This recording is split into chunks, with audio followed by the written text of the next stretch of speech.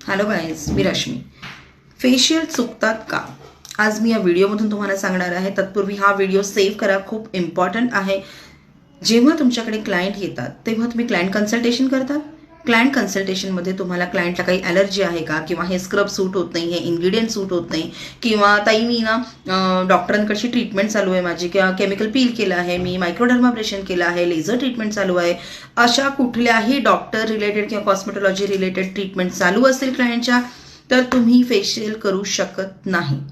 दुसरी गोष्ट, क्लायंट आल्यानंतर प्रॉपर स्किन ॲनालिसिस करता येणं गरजेचंच आहे. नसेल येत तर शिकून घ्या, कारण जेव्हा तुम्हाला प्रॉपर स्किन कळते अकॉर्डिंग टू दॅट तुम्ही प्रॉपर प्लॅन करू शकतात की कशा पद्धतीने फेशियल होणं गरजेचं आहे.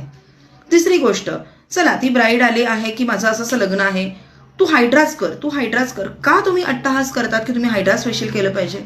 जर त्या ब्राईडला हायड्रा फेशियलची गरजच नसेल किंवा तिच्या स्किनला ते सूट होत नसेल तरी पण अट्टहासाने हायड्रा कर. मग तिचा एकदा विश्वास गेला की तो गेला, मग परत नाही मिळवता येत विश्वास. अजून एक म्हणजे, तुम्ही जे स्ट्रोक करता ते सायंटिफिक होत आहेत का? नाहीतर तुमच्या स्किनमधले लिम्फॅटिक फ्लो चुकतो, त्यामुळे तुमचं फेशियल चुकतं, स्किन सॅगी व्हायला लागते. होतं ना असं? त्यामुळे स्किन शिका आणि मगच तुम्ही फेशियल स्टार्ट करा.